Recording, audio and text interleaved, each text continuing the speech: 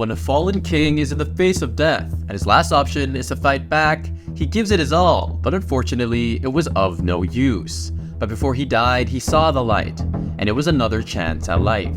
He opened his eyes and is shocked, because he had just been reincarnated as the prince of the enemy kingdom. And oh gosh, this is gonna be a fun isekai manhwa. If there is a hell, as we see all the destruction here, we see him, and he is covered in blood. He said if there was a hell, it would be this place, as one of his guards takes arrows for him. As his guard spits out blood, he says, "Your Highness Baron," and then he falls across his shoulders and on him. He says, "This is all I can do," and then he yells out, "Kirei, please, lift up your sword again, and don't stop." But then his hand falls to the ground, and the enemy forces rush towards him. He picks up his sword and he yells out loudly, and we find out that this is Kairos, the nation set up by dragons and humans.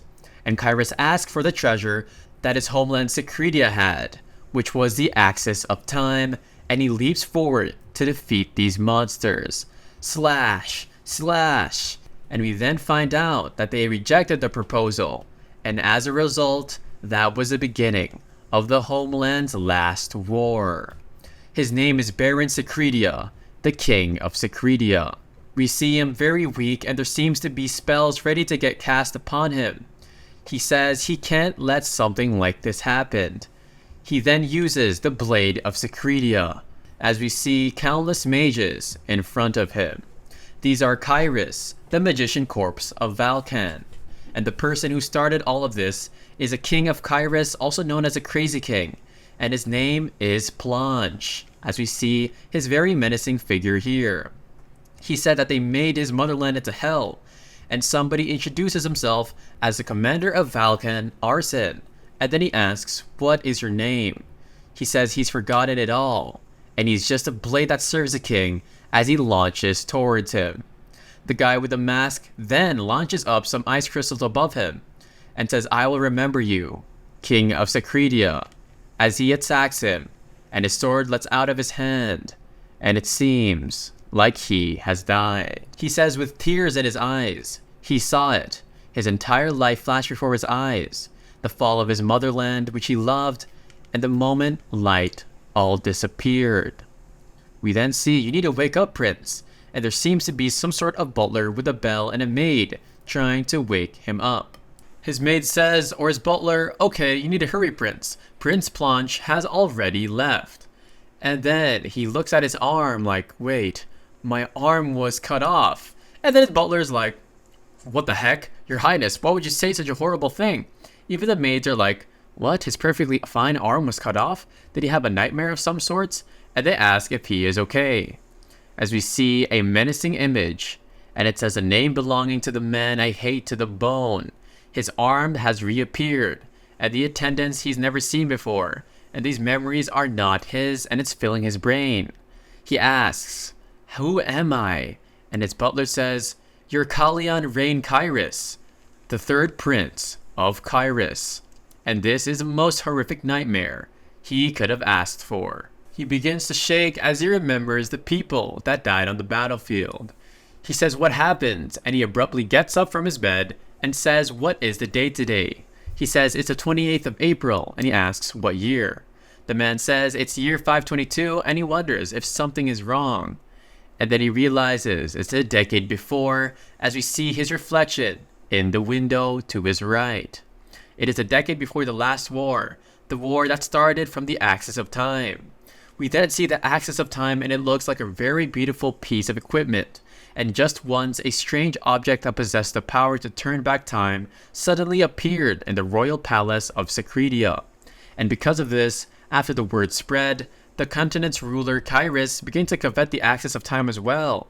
As we see them on the table, and they're all fighting over it. And of course, they rejected Kairos' request at once. But then, they went to war with us as if they had been prepared for it. As we see him crying, and he tells Baron, Everybody who went to war is dead, and he says he can't lose the rest of you. And that day, Chase Young Nim must have witnessed his death, as it seems like he did see it, And he says, if only I could go back at a time before that horrible object appeared. And then we see he thinks of the image of the axis of time. And then he gets out of his bed. And then he opens up the window and says, what if Chae-seong used the axis of time to turn back time? As we see a beautiful fountain here with a dragon on it, and a beautiful mansion where he is residing. He says he gave me one last chance to prevent the end of the motherland, Secretia. The butler then asks, I understand that it must be hard for you to participate in the breakfast gathering, but we cannot delay it any longer. He then looks back with the sun shining on him like an absolute MC protagonist, and he says, I'm sorry for making you wait. I will get ready now. He gives a very bright smile and says, if it's for the sake of making the best of this opportunity, he will make sure to survive as a prince of Kairos. The doors then open, and they introduce that Kalyan the third prince has arrived, and they shall share their meal now. As we see, they are waiting with the butlers behind them. We are introduced to Randall Sale Kairos, the first prince, and we find out that the three princes of Kairos were all half-brothers and all belonged to the bloodline of the holy state of Tensil. And by the king's orders, breakfast was prepared for the three princes every single morning. But as per the memories they had in mind, he, as always, treated Kalyan as if he didn't exist. Kalyan then bows his head and says, I apologize for my tardiness, and there's no reaction. He says as he sits down, I can't believe he ignored me so blatantly. It feels so bad.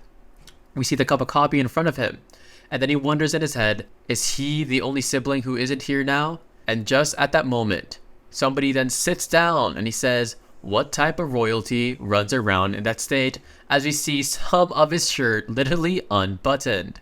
He wonders if this is really the Mad King Planche that he knew of as he gets an image to him on the battlefield. He says if he remembers correctly, the first prince can't really mess around with the second prince, and Kairos' present queen is Planche's biological mother. And no one inside the royal palace would dare defy her authority, and he sips on his coffee very nervously, and he says it's frustrating to think about how to survive in such a place like this. And then, of course, oh gosh, Planche looks at him, and he says, how imprudent, not a drop of decency in you. After all, you take after your mother. Our MC then starts to shake, and oh gosh, I guess he's fitting into the role. He says he must endure, and that he can't let the chance that Chae-seong made for him to go to waste. He says he keeps feeling something rising up from within him, all the way to his throat. Planche Rune Carius, the man who tore his motherland to pieces. He really wants to slit that throat right this instant, as he gives him a menacing look, and of course, Planche seems to be quite alerted as well. We then see the teacup shatter, and Planche threw it across the ground, and the maids are shocked.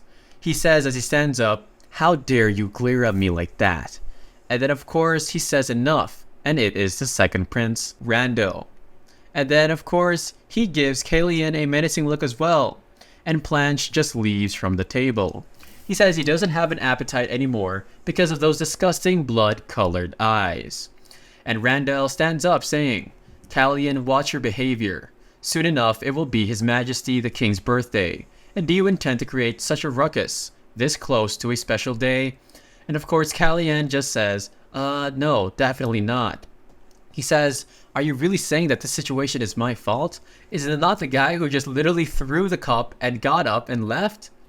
Kalyan's butler then says, are you okay, Your Highness? Are you hurt anywhere? But then he even goes to literally clean his feet.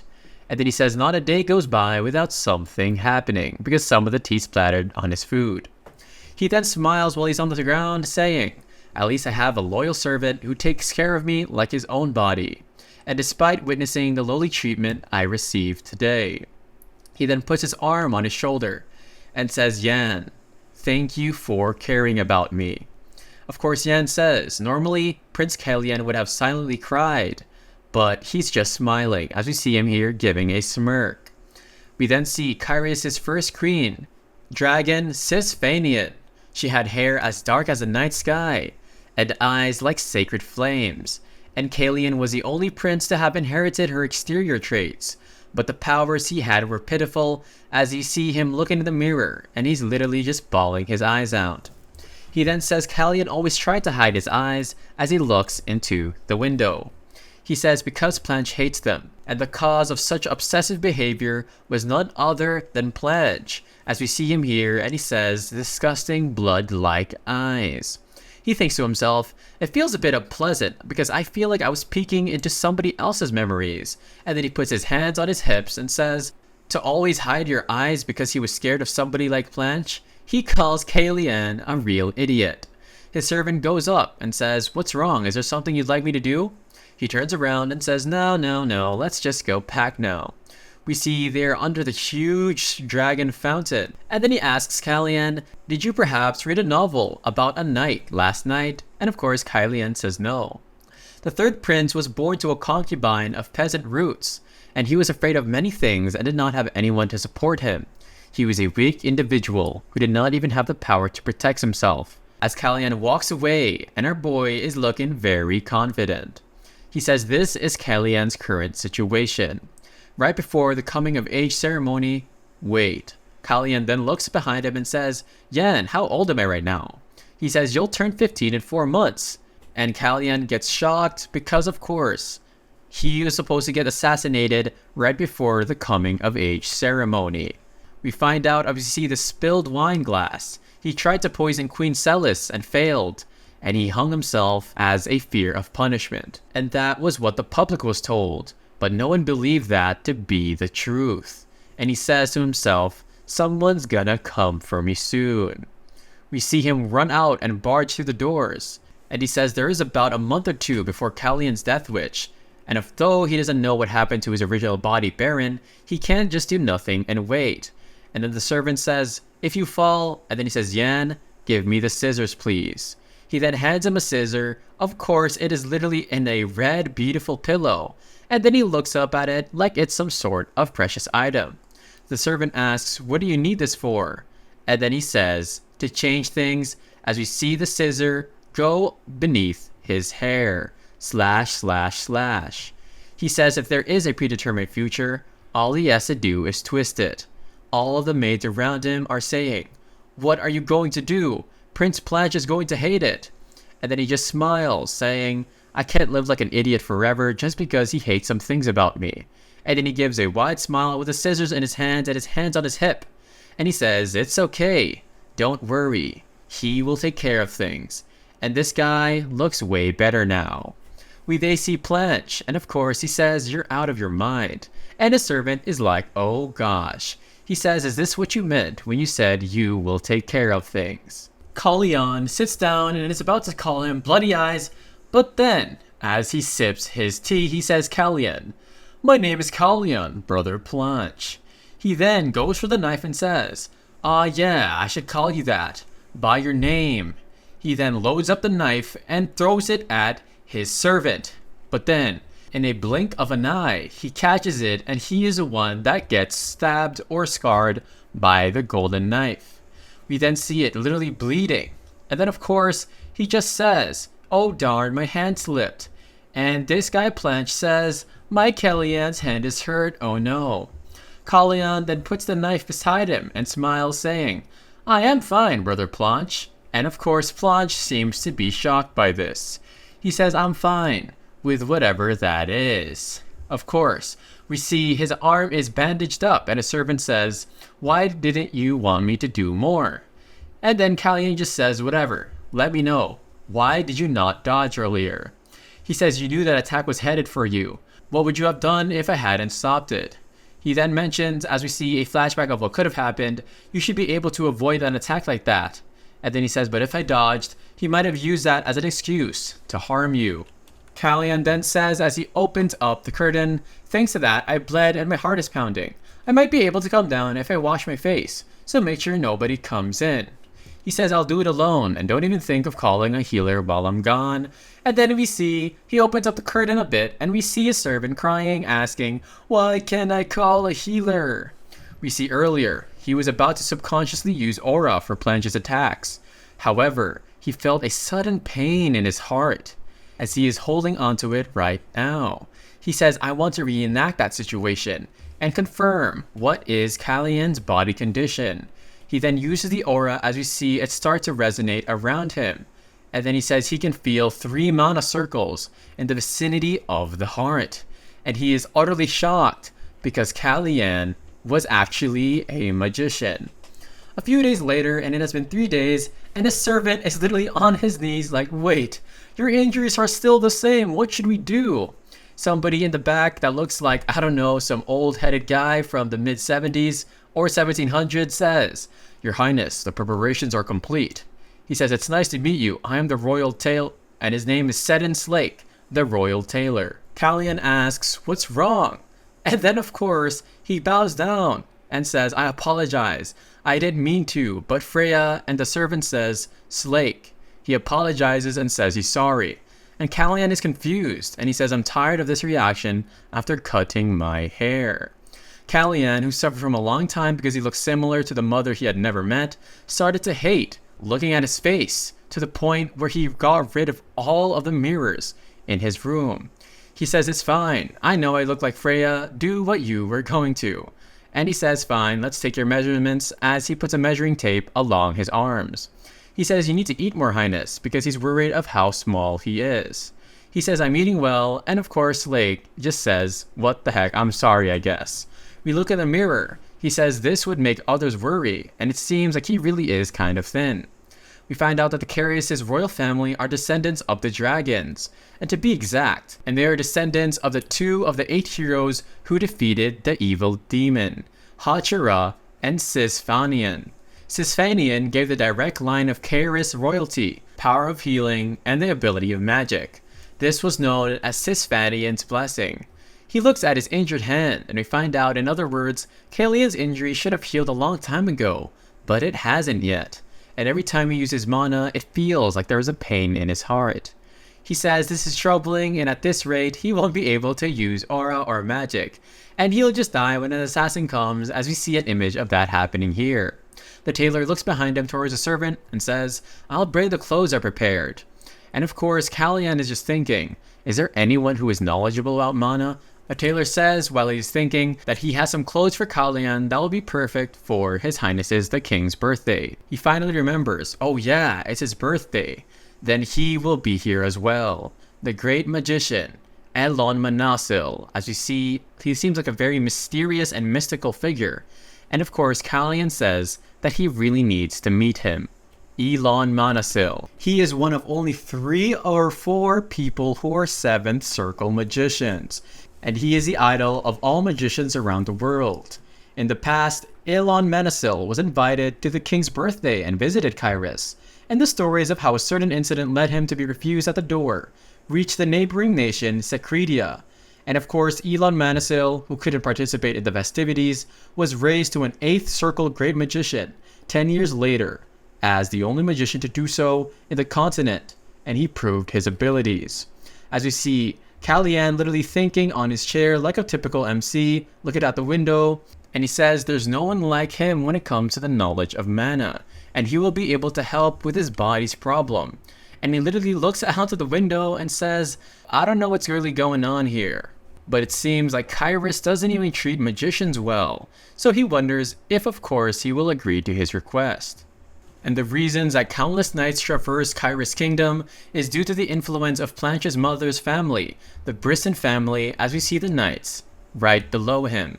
He says even if it's just to keep Brisson's power in check, he really needs the power of all the magicians, and if he somehow manages to get Elon onto his side, he might be able to stop the war that Planche will start. But of course, before that, we then see they are all admiring the clothes that the tailor has ready, and I don't think it's gonna suit him. He says, we should add more lace, right? Then the maid says, I like the bigger ribbon, that's on this sample. And then he says, no ribbons or frills. And then he says, you think I'd be okay with lace? We then see it's a beautiful morning as we see a bird chirping and he is inside eating his breakfast, or drinking his tea. He says he's getting kind of used to his life now, and his hand has almost completely healed, and Planche has been outwardly ignoring him since, which is really better. His servant goes up to him and says, in the morning you have horseback riding lessons, and in the afternoon you have dinner plans with the Queen and Viscount Brisson. The servant then asks, My Highness, are you going to train your stamina today as well? as one of his maids begin to button up his shirts. He says even if it's stamina training, it's just running in front of the lake beside the palace. Don't worry too much, and he looks behind him, and I don't think that something is going to go right this time, as he says what could happen. We then see the outside, and oh gosh guys, this literally looks like a beautiful kingdom. We see him literally sweating, and of course he goes by a tree to try and get some of his breath back. Somebody comes up behind him saying, "Your Highness." And this is Marilyn Fiat, who is Callian's maid. She is a second daughter of the External Defense Commander. She says on the first day, 4.5 laps. On the third day, 4 laps. And today you're only at 3 laps. And of course, he's literally by the tree. And her boy is just not into it. He says he's been exercising, but his stamina is falling. So there must be a problem. And of course, she says, if it's very hard, what do you think about calling the healer? And he says it's okay. He mentions if he calls a healer, these mana circles will be exposed right away. And even Yan is unaware that Callian is a magician, as we see him here, and he could be really OP, but his life could be endangered if he acts recklessly. He says my stamina has fallen, so what use would a healer be? And that she tries a reason, but still. He then gives a nervous smile, saying, I'll get better as time passes. We then see the knights clang-clanging, and they are sparring, and he says it seems the knights have already begun training. The general says, don't look away from the blade. If this was a battlefield, you'd be dead, as we see literally couple 50 maybe, and they're all battling across the grounds. Callian smiles, saying, this reminds me of the old times. And of course, Marilyn says, Your Highness, this is the training grounds of the Paybell Knight Corps. He says, yeah, I know. I was just watching because it's interesting. Marilyn asks, don't you know what type of place this is? He says, yeah, of course. They're the Royal Knight Corps. Well, to be exact, they are the Knight Corps of the Brisson family, which keeps the king's powers in check. Of course, the General Commander says, if you have no business here, please leave. And his name is a Paybell Knights Corps Commander, Paybell. Marilyn says, show your respect. This is the third Prince Callian. And then the commander says, so you're Prince Callian, huh? I thought you were some rat trash who was secretly watching. And he gives him a nasty look. Callian responds back, and of course he doesn't seem bothered in the slightest. Marilyn again then steps up for him, and she is kind of scared, but she says, you're in front of His Highness the Prince. How dare you call him something so imprudent? And then the commander says, I said I almost must succumb though. Of course, then he wonders, why are you being so sensitive about it? Look, even the prince isn't all that. But then he looks at the prince, and then he seems very furious, and he thinks in his head, back then, he definitely was not like this. We get back to a flashback, and we see the commander saying, I'm on my way out after being summoned by the queen. Why would you block my way? Of course, Callian back then says, sorry, I'll get out of their way right now. He was a weak little bum, and he was discreet, but now he looks very confident. He says what's up with this new profound spirit of his, as we see his shadow, and of course the commander is scared by this. Callian then asks, Commander Paybell, let me ask you something. What is your duty? As we see the other knights start to walk up behind him, as he looks back. The knights say, isn't that the third prince? What the heck is he doing here? What a nuisance. Of course the commander says, as you can see, we're in the middle of training, so I can't answer you. So go continue your task, Prince. But then he says it once again, I'm asking you a question. What is your duty, Paybell? And of course, Paybell is very nervous. He says it is to strengthen the royal family's forces and to protect the royal family and the kingdom. He says, yes, you are right, but you're a failure at both of the duties you just mentioned. He then says, what the heck are you talking about? As he has a wooden stick that he just ripped off, he says your training is an utter mess. We then see Callian with his stick, and he seems to have transformed into an assassin of some sort or a very skilled ninja. He then goes to attack him, and then Paybell thinks in his head, if I fail to dodge this, I'm going to die. We then see he manages to dodge it with his sword, and of course we see our literal Callian bloodlusted. He mentions with just a mere tree branch. Both the sword and the tree branch drop, and then Callian smiles, saying, I believe you couldn't predict the movements of somebody like me. I haven't even held a sword once. I'm quite disappointed. As we see his hand literally shaking, he says, what the heck is up? with this murderous intent. He says the protector of the royal family in the kingdom calls a member of the royal family in a derogatory manner and hurts a prince by wielding a sword against him. Should I consider it treason then? As he looks at Pabel, and their guy really is a top-tier instigator. Pabel thinks in his head, is this really the third prince that I know? He then bows down on the ground and says, I'm sorry, Prince Kalyan. I wasn't thinking right. And then, of course, while he is bowing down, he thinks in his head, for the third prince to humiliate me like this, and he's worthless himself, I'll never forget this humiliation. We then go back to his servant, and he says, why would someone who said he's definitely here for stamina training come with a horse with him? As we see Kalyan smiling with a very beautiful horse here, and even the horse is smiling, but Maryland is just kind of shook. He says, I picked it up on my way here. His name is Raven, and as the servant tries to take control of him, he really doesn't seem to budge. After all the commotion settled down, we then find out that Prince Planche failed to tame that horse that Kalyan was pointing at. He says, as you can see, he's really ferocious. And Kalyan then puts a check mark by his cheekbone and says, that horse, huh? Marilyn then wonders, is it really okay for you to just bring Prince Planche's horse like this? He says anyone could use him, finders, keepers. But then he suddenly starts to get a pain in his chest. And he says, as expected, I used and pushed this body too much. We then see somebody standing behind a corner or a wall. And then he asks, won't stamina be too much training for you today? He says, it's not like that. I just had a good time playing around with someone after a while. The guy behind the corner then walks away, and this seems very suspicious.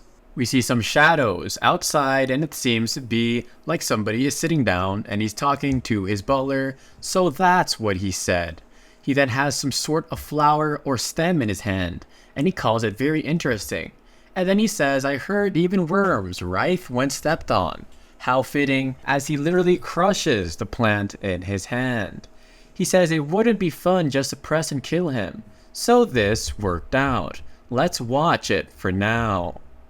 We then see the three brothers on the table, and of course Kalyan says, this atmosphere really is hard to adjust to. We look at Planche, and he just looks to the side, avoiding eye contact. Kalyan begins to drink his wine, and then he says to himself, is the Queen and Viscount Brisson being late his fault? He says he really can't control his expression, and he's still truly a child.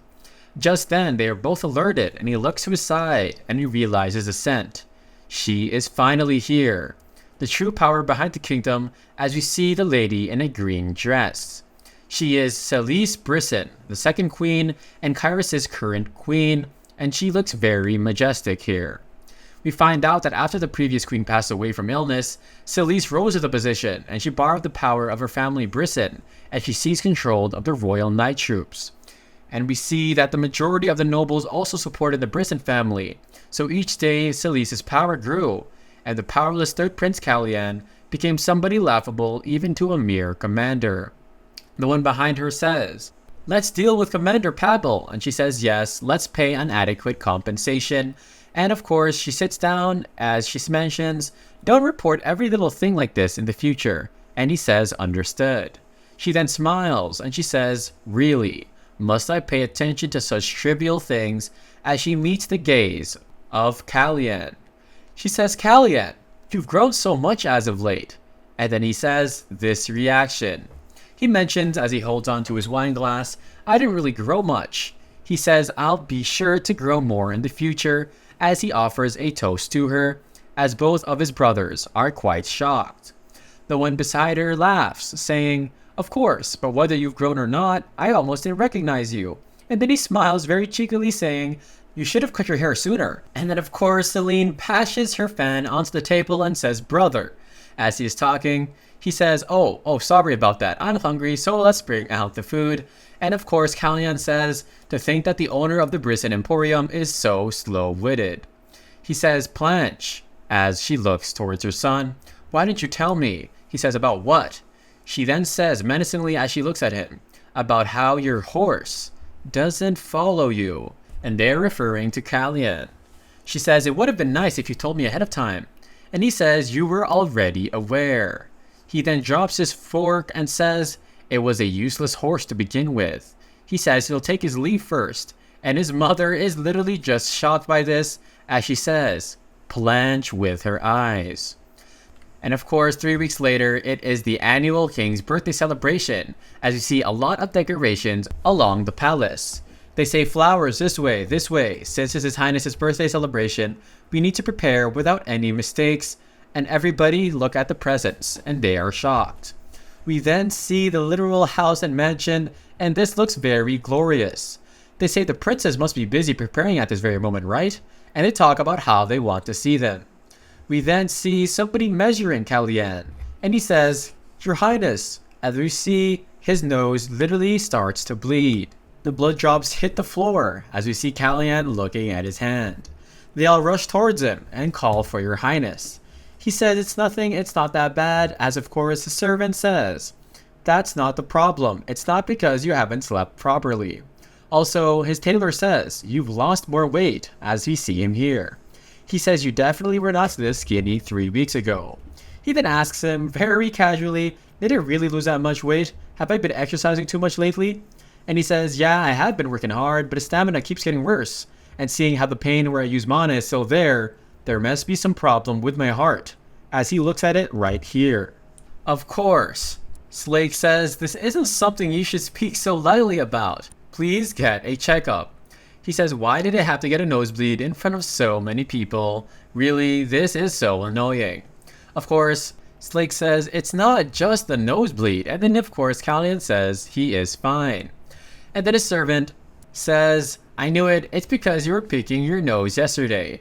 And of course this is a lie, but he folds his arm and says proudly, "It must have been difficult to tell everybody about such a personal hobby," and he is shocked as well as amazed.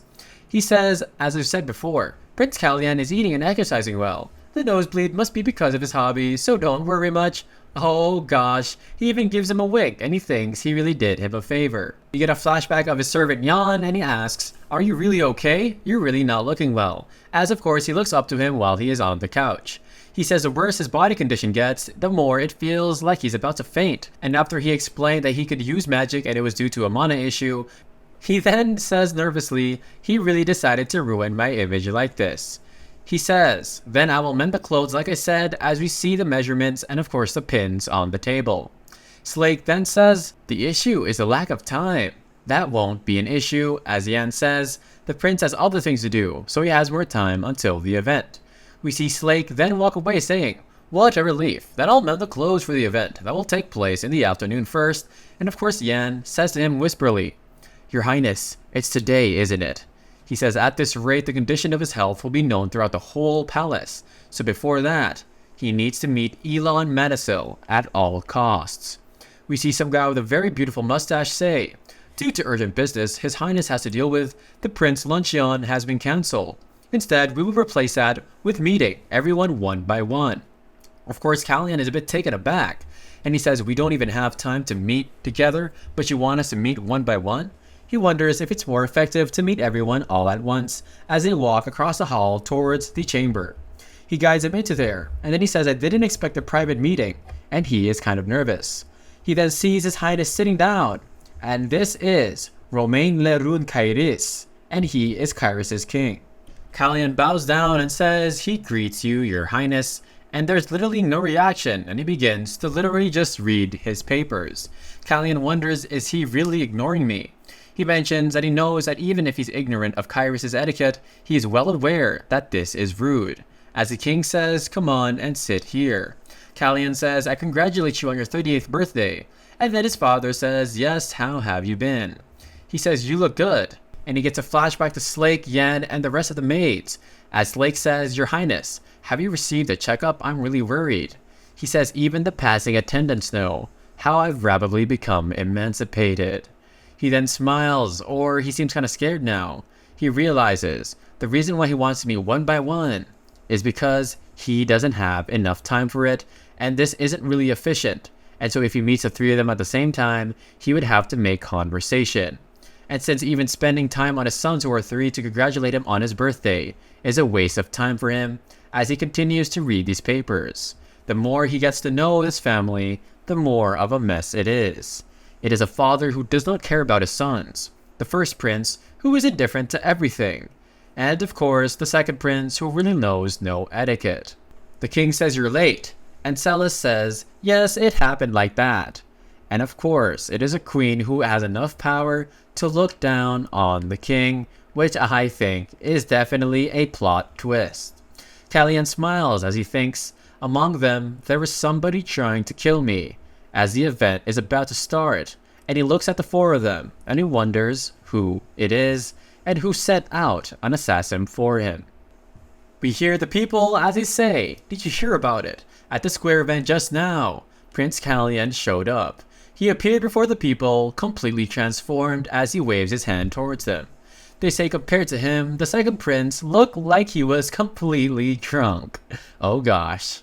He says, I suppose that won't change anything. The busybodies are just making a fuss about it. But they say something is different. They mentioned that doesn't everybody feel the same way? That unlike the past, something has gravely changed. Kalyan Rain Kairos is now entering. He enters and everybody is stunned. He trimmed the bangs that was covering his face and is even wearing a red brooch. They say that this might be a declaration that he will not hide anymore, and our guy over here is looking very, very elegant and drippy. And then of course he smiles. He then whispers, Yan says, Prince, why is everybody taking a look at your outfit, as we see them literally just staring very hardly. Yan then thinks, oh, it's because you look so great in that outfit, right? Setin would have been happy to see you like this. But of course, Kalyan says they're looking, thinking how somebody like the third prince came wearing such gems. Do you know how hard it was to stop that guy? So of course, we see a flashback of Setin trying to stop him. He says those two were the most clueless about it all. And it seems that the brooch they chose to wear actually has some more than special significance. We then see they're talking and Yan says they will receive an invitation. And Yan is talking about his own family. He asks Kalyan, when should I have Raven on standby in the garden? And then he says it seems like he doesn't want to answer at all. He then says as he looks at the guests, now, let's wait for the right timing. He looks down and says, there's somebody I would like you to see. He says, somebody you'd like me to see? And he gets all excited. He says, however, do you know why this ballroom is called the Siegfried Hall? Of course, Yan says, yeah, definitely, of course I know. He says, because that is a surname of the first patriarch and one of the 8 heroes of the 2-day war, Duke Witros Han Siegfried. The sole Duke family in Kairos, Siegfried. We then see their crests, and this looks very awesome. He says despite possessing great power, they stayed loyal to the royal family for as long as 500 years, with a single-minded commitment to defend the territory of Cisfanian. He said admirably, I was so deeply impressed to hear the story when he wasn't Baron. And then Yan says, Prince is a person you want to see by any chance, right there. And it is some guy with a nice, beautiful beard like Escanor holding a wine. He says he happens to be right there. It is Duke Slyman Han Siegfried. And this guy looks like an absolute Chad. I don't know about you guys. Kalyan looks at him and says, a family with such long-standing loyalty. That is the type of person I like. He then releases some mana on the railing. And then of course, Duke Slyman looks back as Kalyan is checking how sharp he is. He says he only let out a bit, and yet he noticed. And then of course Yan says, it looks like Duke Siegfried is showing interest in you. He then turns away and says, for now, act like you didn't notice. The king then says as he raises his wine glass, please enjoy the night, with his wife to his right. And yeah, that kind of rhymed. We then see Yan and of course Kalyan, and they seem to be sneaking down through a rope on the side of the mansion. We then see the horse that he got from earlier, and he says as expected, Raven's so smart and gentle, and Yan says, don't be fooled when you're not around, I think it could get messy. They're walking, and he mentions, seeing how quick-witted Raven is, he is indeed smart. But then we see 2 spears cross each other, and it says, you cannot enter without an invitation. They tell a guest you cannot enter now, and he says, are you sure you're refusing me because I don't have an invitation? He says his name is Elon Manasil, and this is the guy that Kalyan has been waiting to see. He is by the gates, and we hear Elon Menesil. He says, as a knight, even if you say that, you need an invitation. And of course, Elon just smiles. He says, shucks. So Kyrus differentiates their guests' class by their appearance, huh? Of course, Callian mentions, it is a problem to differentiate people by how they dress. But Elon Manisil seems to be nitpicking on purpose. It's as if he's trying to find a reason not to enter Kyrus.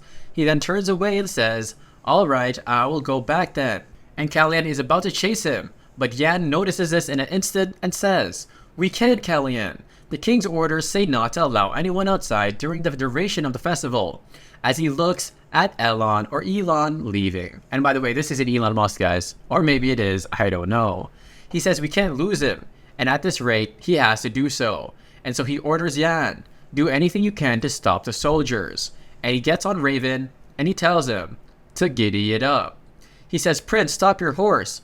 But then boom, the horse literally just powers through, and they all yell that the prince has gone outside. They're looking towards Yan. But then we hear a flashback, and it is when he literally just said 5 seconds ago to make sure the soldiers don't chase him. He says stop, and something seems to have happened. Yan says Duke Siegfried has allowed Prince Callian to leave. They say, what? Who are you to use the Duke's name so freely? He then pulls off his hair tie, and he says, I am the eldest son of Duke Siegfried. Oh my gosh, guys. This is a crazy plot twist. I did not expect this. We then see Siegfried, and he's literally laughing at his son Siroyan. He says, sorry, I can't believe that my son did something this clever, and they're literally just bantering. He then says he won't ask about it, because of course Yan is worried what the king will say. He says Romain thinks too much, as we see him here, and he's literally just in his thoughts. He says if the kid just happened to get help from Siegfried, he'll be put into a position where he's on alert from our goodwill. And if there's a relationship and he received help but did not receive a punishment, then it would be the same as a friendly relationship between the prince and of course his family. And Brisson will probably find fault with it if he does. He then smiles as he says, so it'll probably be buried as if nothing happened, regardless of what the reason behind leaving was. As we see, Elon is going towards the fountain, as well as Callian tracing behind him. Elon says, it doesn't seem like you're here to criticize me for not having an invitation. So why is the third prince of Kyrus following this old man? And he pulls down his hood, and our boy looks absolutely awesome. Callian smiles and says, I heard that if you reach the 7th circle, your aging regresses. So it seems I found just that. Of course, Elon says, I tried opening a closed door, and it seems the threshold was a bit too high. And then our boy Callian gets an image of his head, like what the heck, are you saying the threshold was too high? This guy really is just speaking backhandedly with me. Well, there's nothing that he can't do for him. He says, I'm saying this because you went to a closed door when another one was open for you. And then he says to himself, where'd you put the invitation given to you for you to nitpick? He says, of course, I did expect the guards to make a mistake while trying to keep people out. Elon is kind of taken aback because he realizes that Callian is not criticizing, but he is apologizing. So he wonders if this guy Callian is just shameless or just really honest. He smiles and he says, this guy really is a fun prince, as he looks at him here, and he is smiling. He says when he first saw him, he didn't have the gaze of a 14-year-old. And then Elon grabs him by the hand as he goes closer to him, and then he releases some of his mana towards him. His heart then begins to ache, and he sweats profusely, and I wonder why Elon did this. He kicks Elon off, and of course he backs away. He says even with the doors shut, wind cannot be completely blocked. And then he says, she's already noticed the state of my body, as we see his heart start to glow. Wait, is he a he or she? Oh gosh, I hope this is not a misunderstanding. He then asks, wind cannot be blocked, huh? He says, yes, you're right. And he mentions from a certain point I could not use mana, as he looks at Elon. He wonders to himself, does he really not know the real problem? Because the real problem are the 3 magic circles around his heart. He then says he wonders if the real problem lies somewhere else. We find out that the Kairos treat mages poorly despite being descendants of dragons. The great mage came to such a family on his own with the intention to make a fool out of them for losing the great mage right under their noses. He says, "Can I really call this meeting with this young prince who is getting my way? Fate?" As he looks at Kalyan. He says, "Why did you want to see me?" And then Kalyan says, "Elon Menesil. I would like to have that name," as he gets off of his horse, and he's still looking pretty awesome with the moon behind him. He says, "I believe that my life will be at risk soon," as he sweats a bit. And of course, we find out that it's not that I'm not aware of the situation the third prince is in. The prince is hated by all. The prince who's surrounded by enemies. As of course, we see it is the queen. He then throws up some sort of red barrier, and this is silence magic. He says to himself, he casts it without even saying anything. He really is a 7th circle mage. Elon then asks, "Is your goal to simply stop that from happening, or are you trying to get rid of the root cause?" He says, with a very optimistic look on his face, "For now, I'm just trying to prevent it from happening." Of course, Elon is kind of taken aback, but then Kalyan says, "But I do want to eliminate the source of the problem, and if he needs to take the throne for the sake of getting what he wants, then that is what he's going to do." He says the throne is just an option to reach his goal when he's a prince with nothing but a dying body. We find out that the prince who takes after is Aphinian, the prince who needs Elon for his goal. He calls it very interesting. He gets off of his horse too, and Elon says, "Please give me that invitation again." And he says, "Show me what you've got." Of course, Kalyan bows down and kneels, saying, "Kalyan Rain Kairos, I greet my mentor."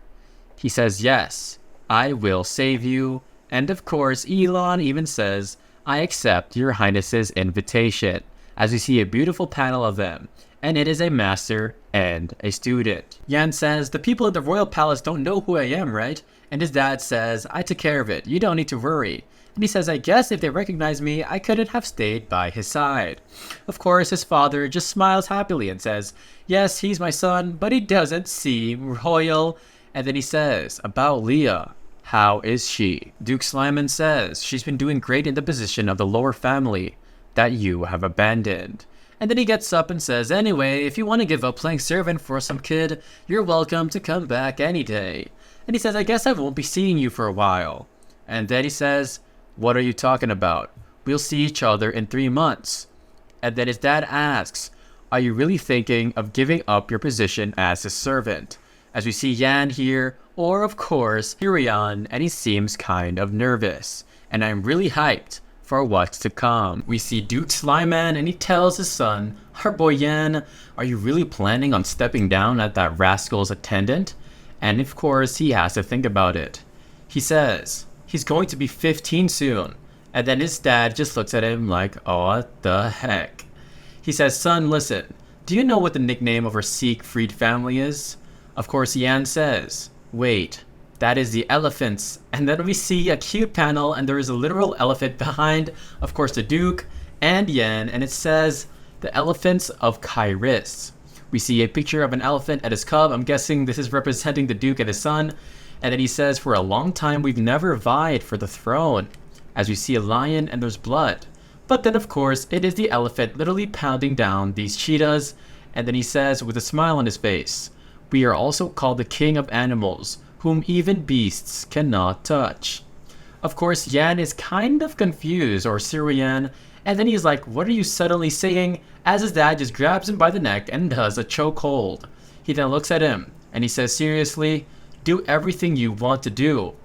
And then he hugs him even tighter, saying, "Anyway, gosh, you piece of crap, making me worry for you." And of course, Yan is literally getting choked because his dad just seems super strong, like a mini Escanor. He says that he's really going to die.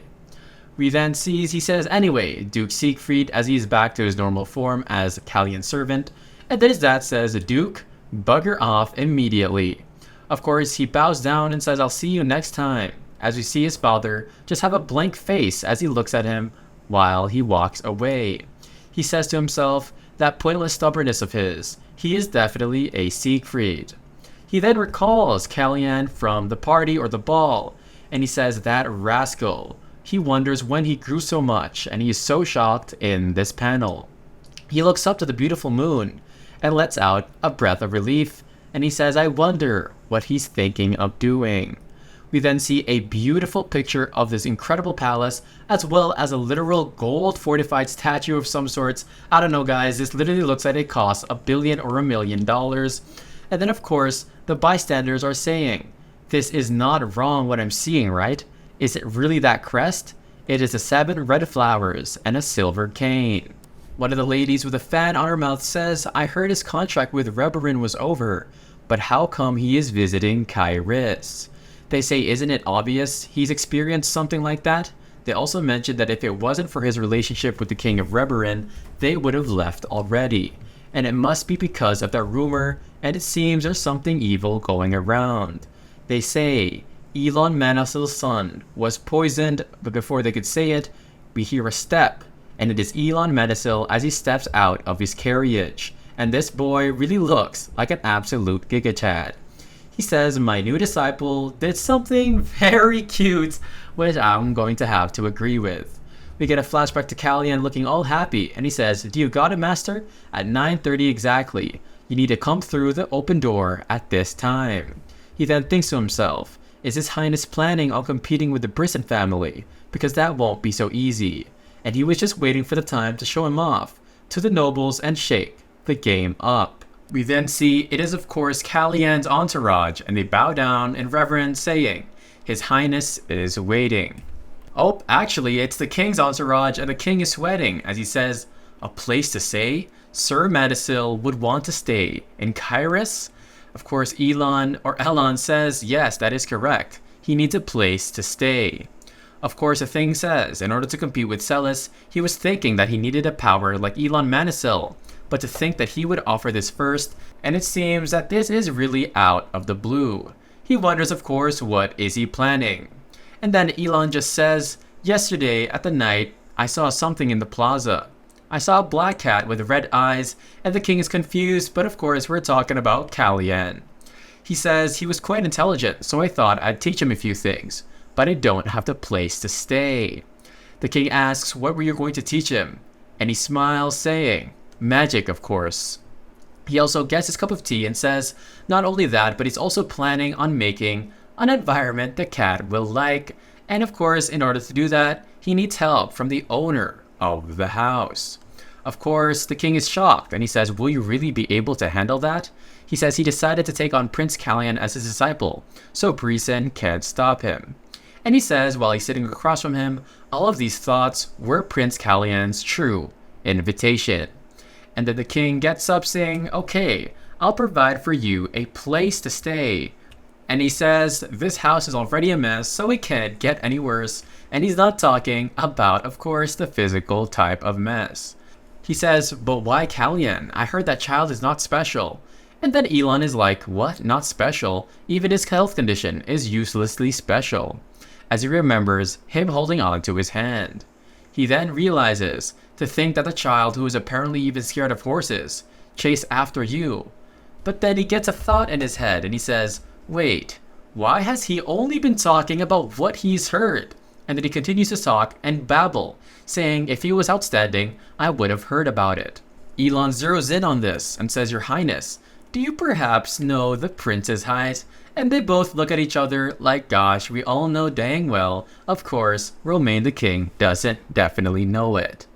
Elon then mentions again, how old are all of the princes and how tall are they? And then he says, that's right. It's as if he doesn't know anything. Elon gets up and says, at times attention can be a poison, and an indifference can be a remedy. However, I know well that being busy is just an excuse, and he looks very mad and intimidating. The prince says, Sir Manasil, I'll take your current attitude of knowing your place to be your concern as Kalyan's teacher. And then he says, I cherish the princes enough. We all know this guy is lying, guys. I don't know about you guys, but I'm pretty sure he is. He then goes towards the door and says especially that child Kalyan is already precious to him. But then Elon snaps his fingers as we see the king and he is inside of the silence bubble. And then Elon says as he gives him a side eye, enough chit-chatting, take a look. And the king is like, what the heck are you doing? How can you use magic in the royal palace? Elon says, his lips are dry and he's breathless. His skin has a blush to it, and his fingernails look purplish underneath. And also, his clothes were fixed in a hurry. As you see his clothes here, and it literally looks like it's straight up from the garbage or from Goodwill, but I guess that's just what happens when you are really hated by people. He says considering the fact that his clothes were prepared a month ago, he must have lost a lot of weight in the meantime. As you see a picture of him here, and Elon says he tried standing up, unable to raise his body with his eyes closed, and he feels dizzy. Of course, the king is like, what? No way. Of course, Elon says if you keep being a bystander like this, you will lose it all. As we see Kalyan here, and he seems very sickly, and we know that he is being attacked. We are then outside the doors of the chamber of Kalyan, and one of the maids says, Yan, it's almost noon, yet the prince still hasn't had his morning tea. And then Yan says, please give it to me. I'll take care in case the prince coughs. He then walks in as we see Kalyan, and then he thinks to himself, he's still sleeping, and he wonders if yesterday was a bit too harsh on him. And as he is thinking, Elon literally creeps up behind him like some sort of monster, and he says, the prince is still not awake yet, right? And then we see them both looking at each other very closely, and this looks like a very awkward scenario. And then of course Yan literally almost drops the coffee and the tea, and he's like, Sir Manisil, where the heck are you? He says, wait a minute Manisil, how can you act so discourteously? They said outsiders cannot enter Chernobyl Palace without permission. And of course he just says, please leave Elon Manisil, sir. He says the prince's health is not, and that Elon gets close to him and uses his riz, I'm just kidding guys, but he just says, you know me, right? He says, you came to Reborn a few years ago. Did you think I wouldn't recognize you because you just grew up? Baby elephant. And it seems he knows the identity of our boy Zero Yan, who is actually the Duke's son. As you get a flashback to his father saying, don't worry, my son doesn't look all that elegant. So of course nobody wouldn't suspect you. And then we see Yan break the fourth wall as he looks at us guys and he says, I got caught way too quickly at that. Yan points to Elon and says, you have a guest. And Kalyan says, who the heck? And then he's like, oh, teacher. And then he drops something on the ground and it is a red pouch with a golden string on it. He wonders what the heck this is. And then it seems to be some silver beads. Of course, Elon tells him to make sure to eat one daily without forgetting. And he finds out that it is medicine. Elon puts up his two fingers like a peace sign saying, right now you're facing two issues. One, you can't manage your mana, and two, your body is thinning extremely rapidly. Kalyan says nervously, I don't even say a thing, yet you always seem to see what's happening straight through me. As we see, Elon gives him a very serious look. He asks Kalyan, you have the power of the blessing, right? Kalyan says yes, the power gives me healing ability and an affinity for magic. He also mentions, although it feels like that even healing power that I have is somehow gone. He then asks him, do you think I have a heart problem? He says, have you never thought of that as a strange combination? The blend of healing powers and magic. He says, I wondered perhaps the power of the blessing strengthened my heart. After all, the origin of both mana and life is a heart. And then of course, Elon says, good work, you're right. The power of blessing does strengthen the heart. But then his look changes suddenly. And he says, but Prince, your power of blessing did not disappear. Neither has your heart malfunctioned, nor is your mana blocked. And of course, Kalyan is like, what is it then? He says, what if Sisfanian's blessing hasn't disappeared, but is being used to its limits somewhere else? We find out that the power of the blessing is being affected by something, such that it can't even heal the tiniest wounds. And then of course Kalyan just looks at him with utter shock and confusion saying, wait, is it poison? And oh gosh, they have been trying to kill Kalyan. He is furious as he stomps his head on his knee at his thigh saying, was it really poison?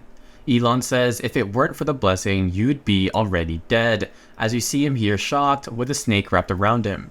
He says, healing such a deadly poison puts a strain on your heart, as we see it here wrapped around by some serpents. And of course, the healing power was at its limit. And on top of that, he tried to use mana, and that's why your heart rejected it. And Elon really is very informed when it comes to such topics.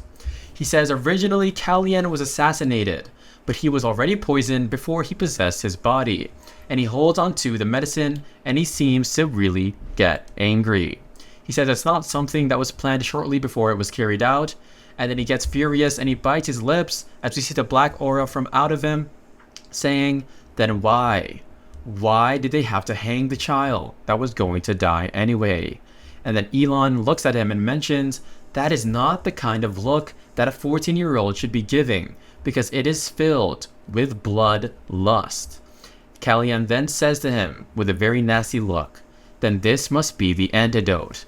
Elon says it was a rush as he tosses it to him, and he mentions he is sure that it will work. And then Kalyan proposes as he holds it into the light, as it reflects it. I said that I'll take both the poison and the antidote together. And of course Elon is literally shocked. He says even if you take the antidote, if you also take the poison with it, the antidote will only slow down its effects. And Kalyan nods his head and just says, yeah, that's all I really need. Kalyan is reasoned by Elon saying, do you really intend to take both of them at the same time? Do you know who the culprit is? And he says, yeah, I think I might have a hunch. He remembers that the source of the poison could be the tea every morning. Oh gosh guys, that really makes sense. I don't know about you guys if you thought about it, but he's been literally drinking tea every time he woke up. He says that he drinks it in front of everyone, so it's easy to see that he has taken it.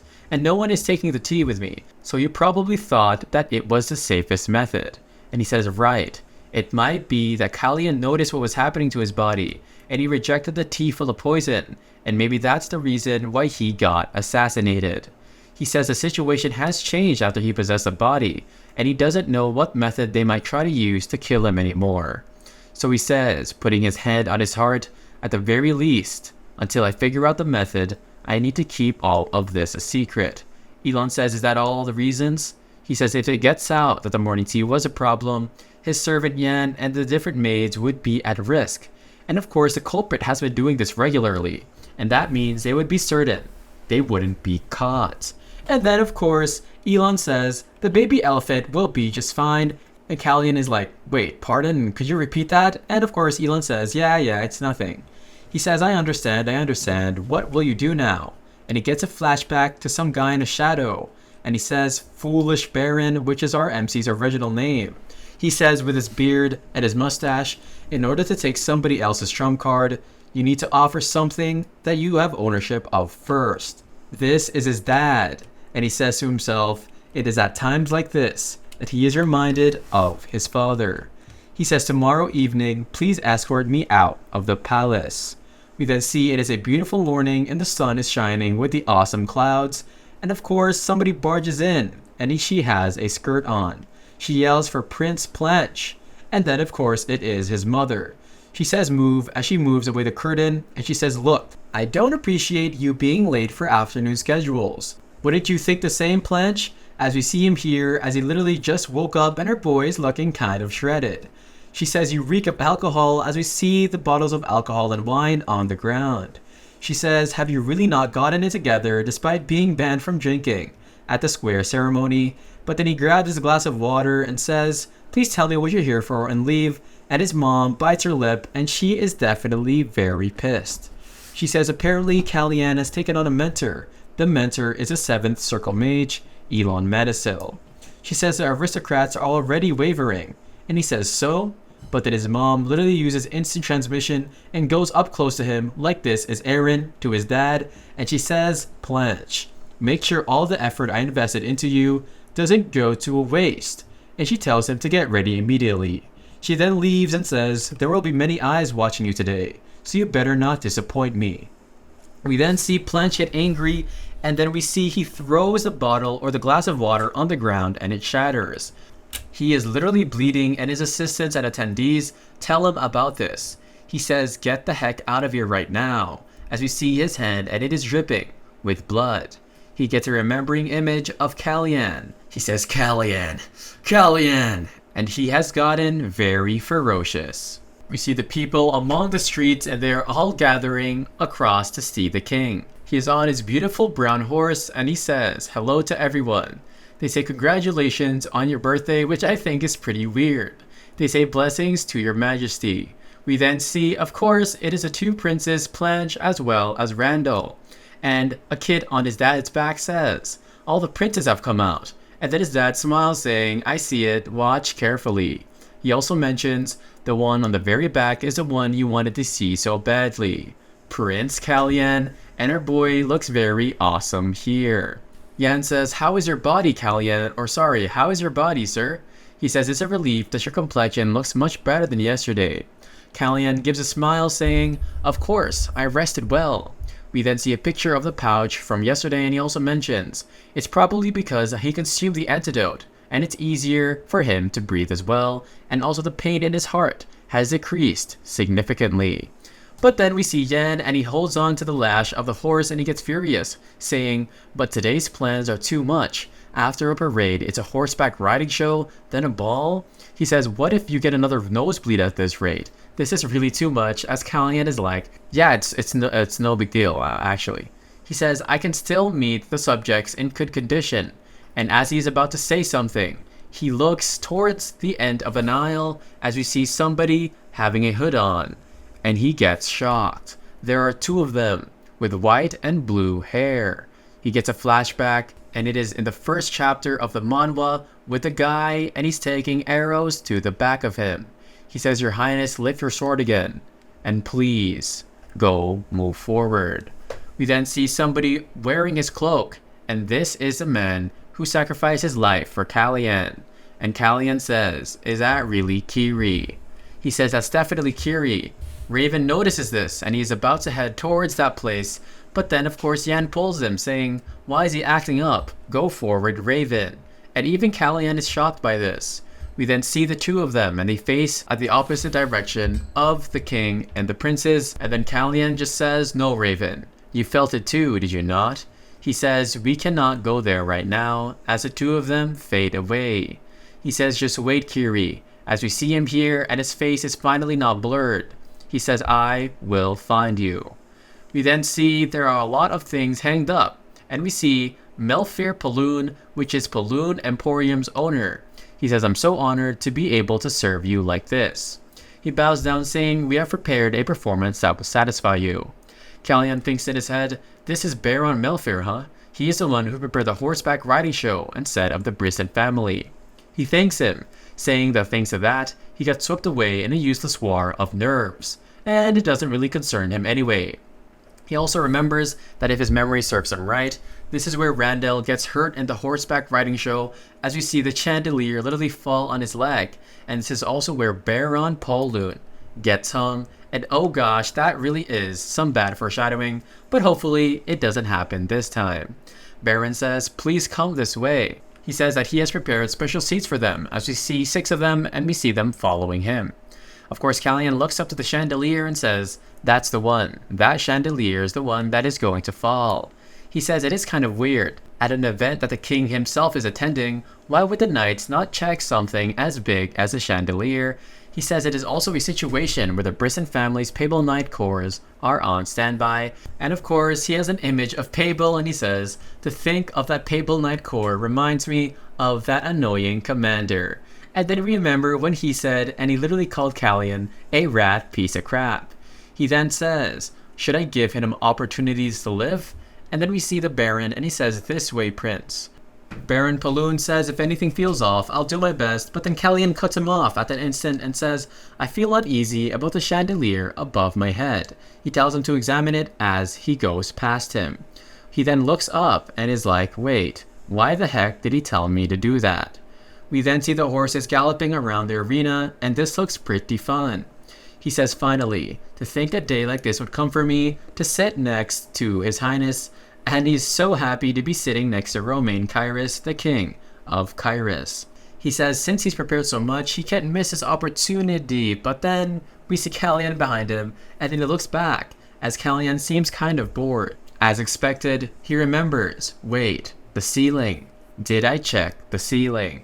And I really hope he did, because I don't want Kalyan or MC to literally just die off and the manhwa come to a really abrupt end. The chapter starts and we see Paloon and he is sweating profusely. We then see he's holding up a rope and I'm guessing it's from the chandelier and it almost is about to snap. He says if it weren't for that advice, as we see an image of what could have happened, Randall would have been literally crushed, and he just watches him get demolished.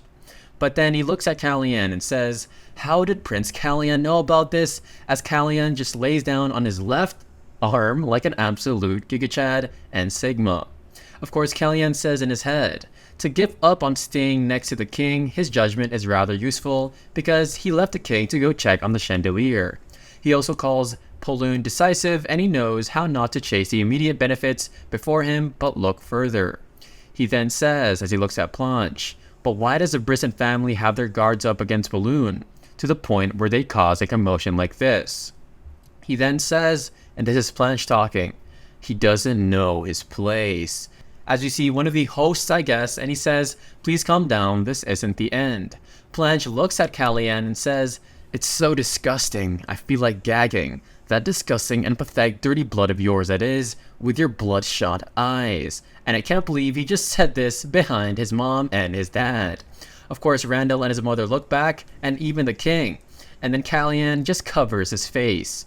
He says, pathetic and dirty blood? Planche, I don't know what you're planning, but of course he's smirking underneath his hand. He says to think there'd be a time when you'd be of use. We then see the king say, okay, Celise, how long will you continue being dragged down for? Celise says in her head, stupid kid, I warned him so often, as she gives him the bombastic side eye. And Planche is just smiling very coldly, and his mom is really pissed because he did it on purpose. She says, why today? As we see a picture of people gossiping again. And they say, did you hear the rumors about the second prince? How could he say such a thing in front of His Highness Romain?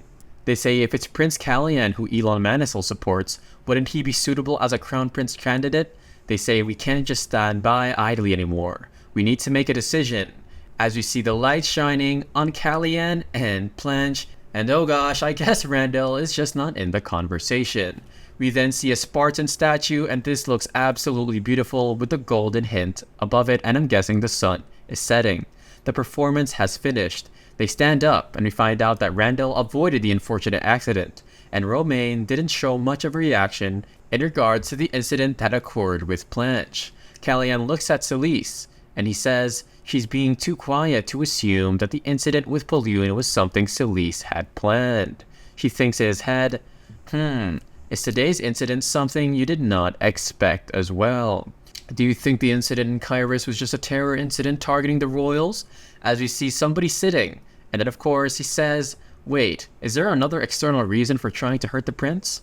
The guy playing chess with him says, who knows, man, it wouldn't be fun if I told you so easily. Let's just make a bet, and it is actually Baron's brother. He then moves the chess piece and he says, shall I give you a hint? This incident did not feel too explicit. We then see Baron Polune, and his head is literally cut off like a chess piece on the board with blood. Of course, his brother says if the second most powerful Emporium owner in Kairos was removed, the person who would benefit the most would obviously be Renan Brisson, the most powerful Emporium owner in Kairos, and this guy already looks like a villain. We then see Yan, and then Kalyan asks Yan, what important businesses does the Poloon Emporium have? Yan says, probably Poloon's diamond mine. And then Kalyan says, oh yeah, if Poloon disappears, the Brisson Emporium gets to wield market influence over diamonds, and oh gosh, that does not sound good at all. He thinks in his head, you're using your brain quite well, Renan. He wanted to save Poloon as well as wait to observe the situation, but then he looks, of course, like a villain now, and he says, but should I receive payment for saving his life? Oh gosh, come on now. Kalyan mentions, Yan, cancel all of my plans after the performance. And Yan is like, wait, what the heck? Yan is crying because Kalyan says, the comments I heard earlier were too shocking. But then he says, yeah, I won't be able to attend the ball. And I think Kalyan really deserves an Oscar. We hear, in your lines we're entering the palace, as we see the sun setting across this beautiful mansion. We see the king and he puts his head on his hand and he says to himself, what exactly has been happening? He gets a flashback to obviously Elon and he says if you want to wait and observe like that, you'll lose out.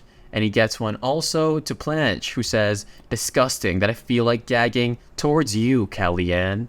And he gets a flashback to Romaine's wife, also Kallian's mother. And then she says, "Romaine, our Kallian." And then boom, somebody suddenly enters the door, and we hear the queen has arrived as Celise is right in front of him. One of the maids says, "I will bring a fresh set of tea." And she wonders, was there a prior guest? But then of course the king says, like an absolute Giga Chad, Sigma male, whatever you want to call him, she will leave soon. He says, "So Celise, what brings you here?" Oh gosh, let's see if she's going to get exposed. Well, that was definitely a cliffhanger. I hope you guys do enjoy. I'll be continuing to make some awesome recaps, so make sure to stay tuned if you did enjoy that video. And I'll see you guys in the next video. Have a great day, guys.